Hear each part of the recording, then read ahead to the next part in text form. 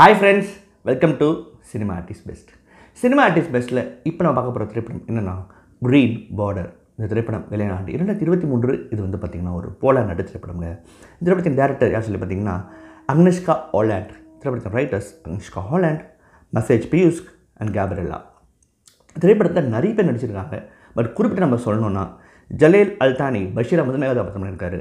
அதே மாதிரி மோஜா ஒஸ்டாஸ்வக் அவங்களும் ஜூலியாவை முதன்மை கதாபாத்திரம் பண்ணியிருக்காங்க. அதுக்கப்புறம் பேயி டிஜன் அஃபை லைலாவோ சப்போர்ட் பண்ணியிருக்காங்க. சரிங்க, க்ரீன் பார்டர் என்ன மாதிரி கதைக்களம் என்னென்னா இது வந்து ஒரு உண்மையாக நடந்த கதை. மிக முக்கியமாக சாரி எனக்கு கோல்டு இருக்குது. மிக முக்கியமாக 2021 பெலாரஸ் நாட்டில் இருந்த ஒரு ஹியூமானிட்டேரியன் கிரைசிஸை பேஸ் பண்ணி தான் இந்த படம். என்ன ஆகுது அப்படின்னு சொல்லி பார்த்தீங்கன்னா, இந்த படத்தை அரசியல் களத்தை நீங்கள் புரிஞ்சுக்கணும். அதாவது வந்து யூரோப் யூனியன் இருக்குது, அதாவது ஐரோப்பிய ஒன்றியம்னு சொல்லுவாங்க. அவங்க வந்து பார்த்திங்கன்னா பல ரெஃப்யூஜிஸ்க்கு வந்து அவங்க வந்து அடைக்கலம் கொடுத்துட்டு தான் இருக்காங்க. அவங்க வந்து பார்த்திங்கன்னா அந்த யூரோப்பியன் கண்ட்ரீஸ் வந்து அந்த சப்போர்ட்டிவாக இருக்கிறதா ஒரு இது காமிச்சிக்கிறாங்க. இன்னொன்று இவங்கெல்லாம் ஒத்துமையாக இருக்கிறோம் பாருங்கள் அப்படின்ற ஒரு இது இருக்குது. இந்த கதை என்ன ஆகுதுன்னு சொல்லி பார்த்திங்கன்னா, மிக முக்கியமாக 2021 பெலாரஸ்ன்றது ஒரு சின்ன நாடு யூரோப்பில். அவங்க என்ன பண்ணுறான், அந்த நாட்டோட பிரசிடென்ட் என்ன பண்ணுறான்னு சொல்லி பார்த்தீங்கன்னா, உலகில் எந்த ரெஃப்யூஜிஸ் எங்கே இருந்தாலும் எங்கள் நாட்டுக்கு வாங்க, நான் உங்களுக்கு அடைக்கலம் தரேன் அப்படின்னு சொல்கிறான். இதில் மிக முக்கியமாக அந்த டைமில் யார் மிகப்பெரிய அளவு பாதிக்கப்பட்டிருக்காங்கன்னா சிரியா தான். 2014 ஆரம்பிக்கப்பட்ட அந்த போர் தொடர்ந்துகிட்டே இருக்குது. ஸோ அந்த சிரியன் போரில் வந்து பார்த்திங்கன்னா பாதிக்கப்பட்டவங்க சரி பெலாரஸில் அப்படி சொல்கிறாங்கன்னு சொல்லிட்டு வராங்க. அதே மாதிரி ஆப்கானிஸ்தானில் அப்போ தாலிபானோட அந்த இது இருந்தது இல்லைங்களா, 2020 21 ஸ்டார்ட்டில் அவங்க வராங்க. அது மாதிரி நிறைய ரெஃப்யூஜிஸ், ஆஃப்ரிக்கா நாட்டு ரெஃப்யூஜிஸ், பல நாட்டு ரெஃப்யூஜிஸ் அங்கே வர ட்ரை பண்ணுறாங்க. மிக முக்கியமாக சிரியன்ஸ் தான் அதிகமாக வராங்கன்னு வைங்களேன். இப்போ என்னென்னா பெலாரஸ் நாட்டில் அவங்களுக்கு வந்து அவங்களுக்கு வந்து விசா கொடுத்து உள்ளே வரவேற்றுட்டு நீங்கள் வந்து இப்போ என்னென்னா பெலாரஸில் இருக்க முடியாது, அது ஐரோப்பிய ஒன்றியத்தோட இதில் இல்லை. பட் நம்ம வந்து எதில் போகலான்னா போலாண்டுக்கோ ஜெர்மனிக்கோ ஸ்வீடனுக்கோ போயிட்டோம்னா நம்ம வந்து இட்டாலிக்கோ போய்ட்டோம், நம்ம அவங்கள காப்பாற்றுவாங்க அப்படின்ற நம்பிக்கையில் பெலாரஸ்லேருந்து எது பக்கம் அப்படின்னு சொல்லி பார்த்திங்கன்னா போலாண்டு தான் பக்கம். ஸோ இவங்க என்ன பண்ணுறாங்கன்னா, அந்த பெலாரஸ் நாட்டிலேருந்து அங்கே இருக்கிற மிலிட்ரி ஆஃபீஸர்ஸ் போலாண்டுக்கு எப்படி அனுப்புகிறாங்க பார்த்திங்கன்னா, சின்ன பார்டர் தான் அது. இப்போ அதை லைட்டாக தள்ளிட்டு இதுள்ளே போங்க அப்படின்னுறாங்க.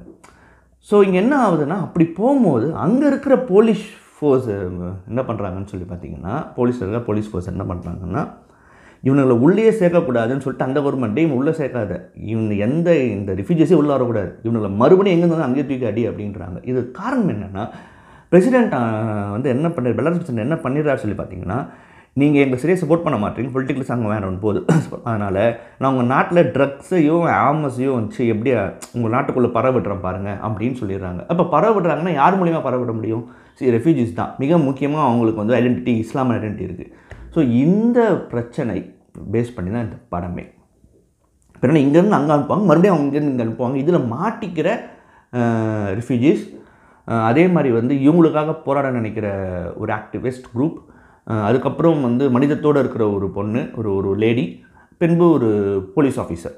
இவங்களுக்கு அதாவது இந்த குள்ள நடக்கிற கதை கிடையாது. இவங்க 4 பேர் தான் முக்கியமான பார்ட் இந்த படத்தில் வந்து பார்த்திங்கன்னா. இந்த பேக்ட்ராஃபில் இவங்க 4 பேர் கதை சொல்லப்பட்டிருக்கு. Green border green border starting process படம் ஆரம்பமே தெரிஞ்சு போச்சு. இது நம்ம வந்து ஏதோ ஒரு சிம்பிளான ஒரு படத்துக்கெல்லாம் வரல, இது வேறு மாதிரி ஒரு விஷயத்தை இந்த படம் பேச போகுதுன்னு சொல்லிட்டு. ஏன்னா அந்த முதல் 10 நிமிடம் ஒரு ஸ்லோவாக ஒரு நல்ல ஃபேமிலி ஓரியன்டடாக சூப்பராக மூவ் ஆகி ஒரு 20 மினிட்டுக்கு அப்புறம் ஒரு கிட்ட ஜம்ப் ஆகும் படம். நமக்கு அங்கே அந்த இடம் ஸ்டார்ட் ஆன உடனே அப்படி வந்து உட்காந்துருவீங்க.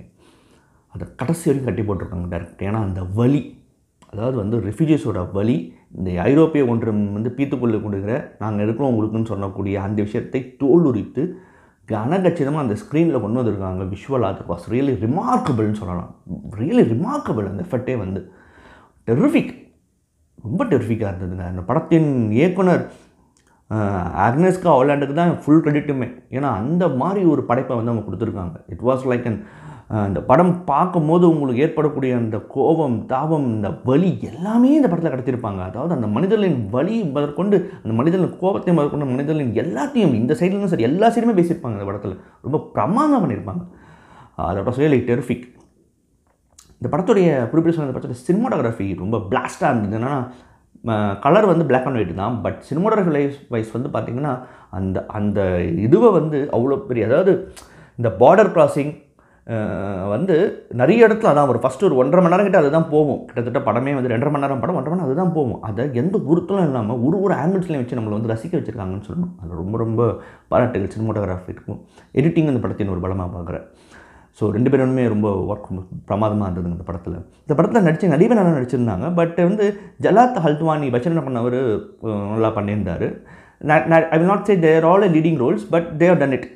ஒரு லீடிங் ரோல் தான், பட் ஸ்டில் அது ரொம்ப நல்லாவே பண்ணியிருந்தார். அதுக்கப்புறம் எனக்கு ஜூலியாவா பண்ண மாஜோ கொஸ்டாஸோட பெர்ஃபார்மன்ஸ் ரொம்ப சூப்பராக இருந்தது. அவங்க வந்து படத்தோட 3rd ஆக்ட்லேருந்து தான் வருவாங்க. எண்டில் ஒரு படம் 1.5 மணி நேரத்துக்கு அப்புறம் தான் வருவாங்க.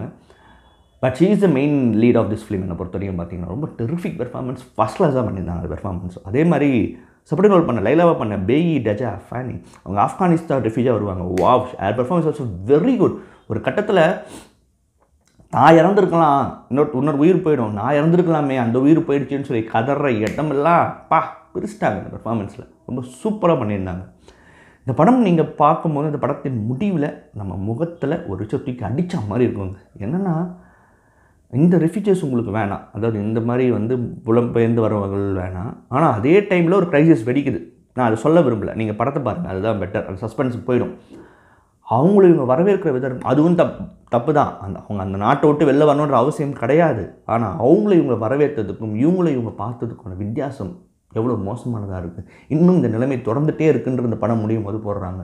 நமக்கெல்லாம் பகிர்ந்துருக்கு, என்னடா அது அப்படின்னு சொல்லிட்டு. ஐரோப்பா ஒன்றியத்தில் இணையக்கூடிய ஒரு ஒன்றுமே நாட்டோ உள்ள வந்துடுங்க, அமெரிக்கா பின்னாடி இருக்குது. அதாவது அந்த கடைசியில் காட்டுவாங்க இன்னொரு கிரைசிஸ் உருவாகும், அவங்கள நீங்கள் ஏற்றுக்கிறதுக்கு தயார். ஆனால் இந்த மாதிரி சிரியன் வாரில் ஒரு 10 வருஷமாக நடந்துகிட்ருக்கு. அன்றைக்கி நீங்கள் கண்டுக்கவும் இல்லை, எதுவும் பண்ணலை. அது காரணகர்த்தாவே நீங்கள் தான் வச்சுக்கோங்க. பட் அவங்கள நீங்கள் ஏற்றுக்க தயாராக இல்லை. நீங்கள் எல்லாம் இடம் தர சொல்லிட்டு எவ்வளோ அநியாயத்தனம் நீங்கள் பண்ணியிருக்கீங்கன்றத அந்த ஐரோப்பா ஒன்றியத்தின் அந்த ஒரு என்ன சொல்கிறதுங்க, அவங்களுடைய அந்த இன்னும் அதர் சைட் ஆஃப் இருக்குது பார்த்தீங்களா, அதை தோல் உரிச்சு காமிச்ச படம் தான் க்ரீன் பாட்டம் நான் சொல்லுவேன்.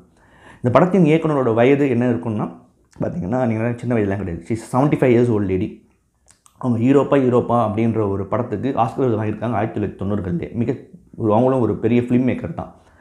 பட் இது எனக்கு தெரிஞ்சவங்களோட படங்கள் நான் 2-3 தான் பார்த்துருக்கேன்.